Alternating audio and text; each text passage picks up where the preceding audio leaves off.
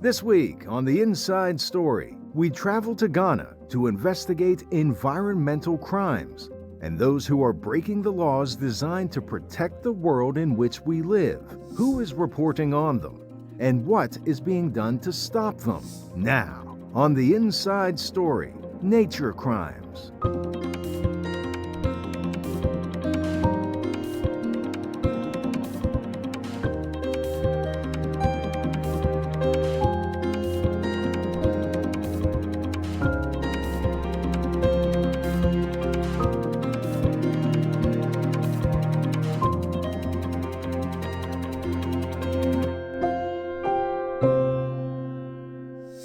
Welcome to The Inside Story. I'm Steve Barragona, hosting this week's show from Ghana. Nature crime, that's illegal fishing, logging, mining, and poaching, costs the world as much as $281 billion per year in criminal profits, according to the World Bank. Today, we're going to look at nature crime happening here in Ghana. Not because Ghana is unique, it's not. These crimes are happening all over the world. And they're taking a toll not just on nature, but on the people who depend on it for food, water, and livelihoods. Today on The Inside Story, nature crime. Ghana's coastline is home to dozens of historic forts, castles, and other UNESCO World Heritage Sites. They're threatened by coastal erosion, and illegal sand mining for construction is making the problem worse. A photographer whose ancestral home has washed away is using photo exhibitions to raise awareness about the situation. Senator Tourd reports from Ada, Ghana. Along the coast of Ada in Ghana, photographer Ofoe Amegavi is taking photos of a ruined settlement. Occupants of this property were forced out after several tidal waves and coastal erosion demolished their homes and threatened their lives. Amegavi says his ancestral home was once about a 15-minute walk away, but has been completely submerged in the Gulf of Guinea. Born and raised in the capital city of Accra, Amegavi moved back in 2019 to connect with his ancestry and heritage, but he says there was nothing to show. Then coming here, trying to trace some of the stories my dad told me, I now came to realize why most of his stories were coming from the past and not necessarily present continuous, but I was always referring to the past. It was due to the fact that his home wasn't existing anymore, where he was born and raised wasn't existing anymore because of the effects of coastal erosion. According to UNESCO, Ghana's coastline is eroding at an average rate of about 2 meters per year, with some sites recording up to 17 meters of erosion in a single year. Between 2005 and 2017 alone, the country lost about 37% of its coastal land to erosion and flooding. Coastal residents say the erosion rate has increased even further in the last 2 years. John Kusimi is a senior lecturer at the Department of Geography and Resource Management at the University of Ghana. He says rising sea levels and climate change are increasing the frequency of tidal waves along the Ghanaian coast. Kusimi says the situation is made worse by increased sand mining, mostly for construction needs. We have a lot of human activities such as sand mining, dredging, and also the harvesting of vegetative cover, mangroves in particular, along the coastline. These activities tend to reduce the resilience of the beach or the coastline to erosion. Sand mining along the beaches of Ghana is illegal and punishable by law, but Kusimi says the country's boom in tourism and real estate along waterfronts has created a new market for the practice. Because of the presence of security within the major cities, they go a little bit far off away the peri-urban localities and mine and bring the sand into the cities to develop.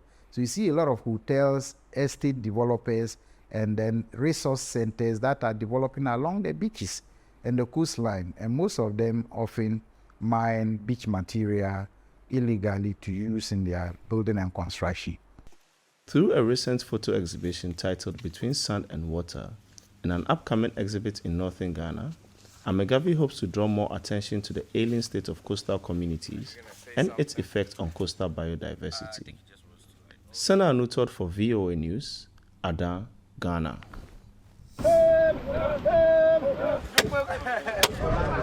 It's another busy morning at the fishing harbor in Tema, just outside Ghana's capital, Accra. Fishermen like Yassil Arafat Ali say this year is the worst in a long string of bad years. What we have seen this year is quite different from all over the years. Though we start seeing our problems for about 15, 20 years back, but this particular year was a very mess. The small fish that are a cornerstone of the Ghanaian diet are getting harder and harder to find. If care is not taken, the artisanal fishery will certainly collapse. In actual fact, it is on the verge of imminent collapse. Nana Jojo Solomon heads the Ghana National Canoe Fishermen Council, the association representing the artisanal fishermen. He says they know their catches and their livelihoods are at risk, so new government regulations are mostly welcome. I think government is now focusing, on the industry as against the total neglect in the past years. It comes back to so many canoes chasing after very few stock of fish that we have. And that is the challenge that we want to, as much as possible, try to control now. Richard Yeboah heads enforcement for Ghana's Fisheries Commission. He says the government closes the ports for a month each year to help the fish populations recover. And it recently put a cap on the number of fishing canoes. Too much of everything is bad. So the idea of the government is good, to minimize the canoes. Fishermen like Ashtai Ismail approve, but they say the bigger problem is illegal fishing by Chinese trawlers. Even if we are reduce it in a certain number, and still the trawlers are doing what they are doing, it's meaningless. To a large extent, the trawlers have their portion of the blame. Yes, definitely they are contributing to the illegal fishing activities. Yeboah says that's why a new electronic monitoring system will soon keep watch on the trawlers. All the vessels that will be given license to fish, they are all going to have the videos on them. You agree with me that videos are such that you can't hide from it. If you are conducting illegality and you are caught. But he says the small-scale fishermen are part of the problem too. Some of them we hear they are also using dynamite, and then some of them, recently we hear that some of them are even using detergents also to fish. So when you look at the fleet that we have, from the artisanal through to the industrial, they all have a part to play as far as illegalities are concerned. There are glimmers of hope that the government's measures are helping fish populations recover, but it will take years to know if more is needed. That means more tough years ahead for Ghana's fishermen. Mining is illegal in Ghana's forest reserves. Rivers running through the reserves provide food and drinking water for people downstream. But the Ghanaian parliament passed a law last year regulating mining activity in the country's forests. Environmentalists say it has essentially legalized the practice, and biodiversity reserves that were protected are now threatened. They're petitioning the government to repeal the law. Senanu Tord brings us this story from Atewa, Ghana. Ghana's Etiwa Rainforest is a globally significant biodiversity area, as designated by the International Union for the Conservation of Nature. The forest is home to about 5 critically endangered species, including the white-napped mangabe. The reserve is also the source of 3 important rivers that provide water to more than 5 million Ghanaians.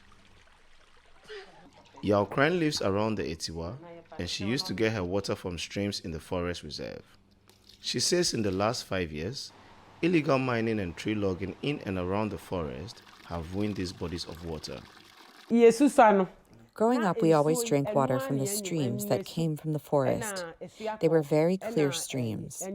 But over the past 5 or 6 years, they have all been heavily polluted, and we can't even drink or cook with the water from these streams. Even the water running in the taps has been contaminated by this illegal mining, and we can't use it for anything.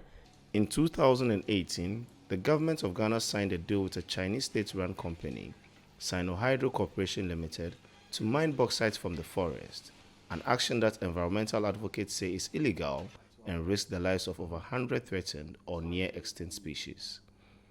Although the official mining of bauxite in the forest has not begun, communities that live around the reserve say the forest has been under attack since the deal was signed. People are mining seriously within the forest. There are illegal logging that is also going on. And the third issue is, because the land the traditional lands that we farm on has been used for gold mining. And so people are entering the forest to farm. In an attempt to police their forest, Tabi and his community-based organization have attempted to block road access to the forest to prevent access to trucks. They also criticize the government for not enforcing forest protection laws or prosecuting people who engage in what Tabi calls galamsey, the local term for illegal mining. We think that the government has intentionally is looking elsewhere and allowing these galamsey people to destroy the forest so that they will use that as an excuse, pretense to say that, oh, the forest has already been destroyed. And so if we are going to mine bauxite, why not? In November 2022, the government of Ghana passed a law called the Environmental Protection, Mining in Forest Reserves Regulation. Environmental advocates say this law gives the presidency power to authorize mining in forest reserves that were supposed to be under government protection. They say an older law and guidelines for mining in production forests exempted globally significant biodiversity reserves, whereas this law targets them. It is not in line with our commitment to climate action, towards mitigation and deforestation actions. It is not in line with Ghana's recently signed GBF, and that's the Global Biodiversity Framework Agreement, which is seeking to create safe havens for biodiversity to exist. And our GSBAs are not only for biodiversity, they are also for the provision of crucial ecosystem services. The government of Ghana declined to speak with VOA about the mining law, despite several requests. Civil society groups continue to petition the government to repeal the law and protect the country's forest reserves. Sana Nutot for VOA News, Etiwa, Ghana. Beginning in 2010, Chinese miners surged into Ghana's lucrative illegal gold mining business, spawning conflicts between the Chinese nationals and local communities who accuse them of polluting the environment. Attempts to crack down have strained relations between Accra and Beijing. Illegal mining by Chinese nationals and by locals is a major cause of pollution in Ghana. To learn more, I spoke with Erastus Asare Donkor, a journalist here in Ghana who has dedicated himself to covering the consequences of illegal mining. Currently, as we speak, almost every major river across Ghana is highly polluted. So if you look at it, you're talking about above 8,000 highly polluted rivers and water bodies, the source of the pollution. And all along the riverbed, you could see irresponsible mining. When I say responsible mining, some of them you see that they've set up the washing bay at the edge of the river. They wash directly everything into the river. They use the river as a washing bay. They fetch it, pump it from the water source. One tube leaps into the river, it pumps water onto the raft, it washes back into the river. We have spoken to a number of scientists who are also drawing links between soil contamination and the kind of food grown in these areas to the market.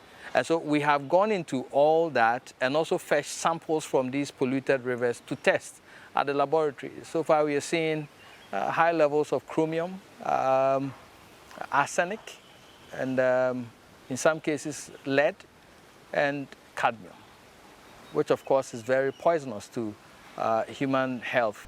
Who is doing this mining? Is it local people? Is it people from outside the country? Both. Now, the situation on the ground is that the local people, some of who own the land, do not have the money or equipment to do the mining. So they fall on more of Chinese nationals who come in with excavators, the bulldozers, and others to mine, the technology to mine. Some of the monies, the sponsorship, comes from very powerful people in society, those who live in the big cities, in Accra, Kumasi, and others, who fund and sponsor these activities on the ground. They also provide protection for the people to mine in undesignated areas, forest reserves, along water bodies. And so, whilst they provide the sponsorship, these people also go in there and mine. Now there is an interesting twist, because there is the security at the local level. They are powerless. in arresting these illegalities. They are illegalities, all right, but they cannot go in and arrest anybody. You arrest them, the big man up there will call to the ground, and you have to release them. How do you describe this? When you think about what's happening here, is there a word or an idea that comes to mind to you about what this means? This means that our very existence as a people in Ghana is threatened. To me, in some areas, I describe it as cruelty, because the person who is washing his residue into the river, the person who is sitting directly on the river and mining knows the health effects, but he's doing it anyway. Sometimes we speak to some of them and they know, but they don't care. That is cruelty.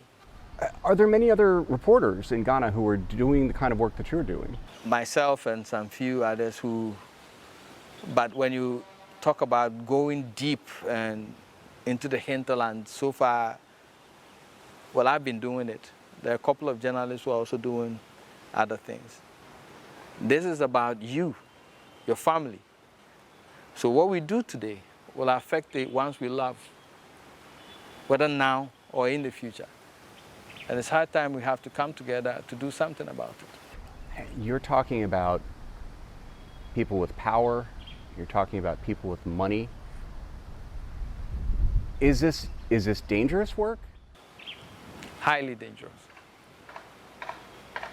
Highly dangerous. But what is more dangerous than knowing very well that the child you are trying to raise today will in the near future not get quality water to drink, or will die of an ailment that he's not even aware. And that's what keeps some of us going. Have there been times when you've been afraid for your own safety? Yes, many times, even now. What's that like for you? It's disturbing, and at the same time you look at what could happen if you don't do it. I feel that the more we talk about it, the more the problem is lessened in a way. What we are seeing now could have been worse if nobody was talking about it, if we're not getting the evidence to bring to the people, to show them, to see that this is what is really happening. Illegal trades in fishing and mining threaten the Amazon's rich biodiversity and the communities and the reporters who expose nature crime taking place there. We have this story from Brazil. The world's largest rainforest, the Amazon, is known for its rich biodiversity, but illegal mining, fishing, and logging all pose a threat to its future. Journalists from across the world travel to Brazil to report on how such activity affects the rainforest and the communities who call it home. But reporting from the region presents unique challenges, says Arthur Romeo of media watchdog Reporters Without Borders, or RSF. Doing journalism in this region involves large costs and logistical complexities. So it's expensive to do journalism, and it's difficult to understand the microdynamics of conflicts that are occurring in these different territories. Those conflicts range from small issues affecting very localized communities to cases of national interest, says Romeo. Socio-environmental issues, issues of agrarian conflicts, issues related to human rights violations, issues related to cases of corruption on a mainly local scale with national coverage. Understanding the political and economic complexities and the factors driving tensions is key. Failure to do so can expose journalists to threats, aggression, and arbitrary prosecution. Between June 2022 to June of this year, RSF documented 66 press freedom violations in Brazil's Amazon states. But the killing in 2022 of journalist Don Phillips and the indigenous people expert Bruno Pereira brought the dangers media confront to the world's attention. The impact of their case is the focus of a documentary, Reports of a War Correspondent in the Amazon, co-directed by journalist Ana Arana. We went with a documentary crew to film this moment of shock and realization that we are also in the crosshairs and that we are risking our lives. A project coordinator at the media and advocacy nonprofit Reporter Brazil, Arana has covered the Amazon for more than 14 years. She knows better than most the intricacies and risks of working in the region. You have to spend a week there to be able to tell the story of the indigenous people, maybe more. And violence, too, is increasingly a problem. The Phillips case changed how media cover the region, says Arana. We started to increase our security protocol and we started to avoid doing a series of things that we did before. For example, we no longer interview the other side on site. Romeo of RSF says he has noticed efforts by indigenous communities to fill gaps in coverage, using technology to create networks and collectives. Doing journalism today in the Amazon is an exercise of resistance and resilience. It is fundamental for the future, not only of Brazil as a society and a democracy, but is fundamental for the future of the world. As scientists sound the alarm on the destruction of the Amazon ecosystem, the work of environmental journalists will remain crucial, says Romeo. Cristina Caicedo Smith, VOA News. Ghana is the world's second largest producer of cocoa. And on our way out, we'd like to share with you a special treat we picked up here in Ghana, a trip to a chocolate factory. We'll hit the route. This one is another farm. Okreku Adade walks the perimeter of a cocoa farm in Suhum, 60 kilometers northwest of Ghana's capital, Accra. His handheld GPS device traces his path. It creates an electronic map of the farm for the government-run Ghana Cocoa Board. You see where the farm is located. From anywhere in the world, you can locate the farm right from your room. Locating the farms that grow its main ingredient is critical for organic chocolate maker Farah Freak. And you can also see the location of the farm. Spokesman Mubarak Ochere. And this area also tells you that this farm is not in a deforested area. And that is how we get to know that these farms are free of deforestation. Deforestation plagues the chocolate business. Satellite data from Global Forest Watch shows Ghana lost 22% of its forest cover since 2001. Cocoa farming is one of several causes. Under a new European Union rule, all cocoa beans must be traceable to areas free of deforestation starting at the end of 2024. The Ghanaian government is mapping the farms so it can identify farmers growing in protected forest reserves, says Cocoa Board spokesman Fifi Boafo. Cocoa produced on that land will not be purchased by Cocoa Board. And if we say will not be purchased, it means that the essence of your whole business is lost. Why is a farmer going to cut down new forests to plant cocoa? And that is because of poverty. Obed Owusu Adai is a forestry expert with the environmental group EcoCare Ghana. At least a third of cocoa farmers in Ghana live below the poverty line. They receive less than 7 cents of the price of a $1 chocolate bar. And plant diseases, aging trees, and worn-out soil are cutting their harvests. That's why they seek out new land in the forests, says cocoa farmer Taylor Francis. So what do you want us to do? Because you are also not supporting us in any form. And you are saying that we shouldn't go and cut the forest and plant the cocoa. So how do you want us to survive? Cocoa farmers can get help from the government with fertilizers, pesticides, and farming practices. These programs aim to boost farmers' yields so they don't need to expand. Boafo says the industry is answering calls for more environmentally friendly chocolate. These calls have come from consumers, largely. And if the consumer is asking for a specific product, then the consumer must be prepared to pay. Because, he says, making cocoa more sustainable does not come cheap. Thanks for joining us on this special edition of The Inside Story from Ghana. Before we go, I want to say thank you to everyone on the production team, both here in Ghana and in Washington, who made today's episode possible. I'm Steve Baragona. You can follow me on X, formerly known as Twitter, at Steve Baragona. You can also catch up on past episodes on our free streaming service, VOA+. Stay up to date with all the latest news at voanews.com. Thanks for joining us. We'll be back next week with another episode of The Inside Story.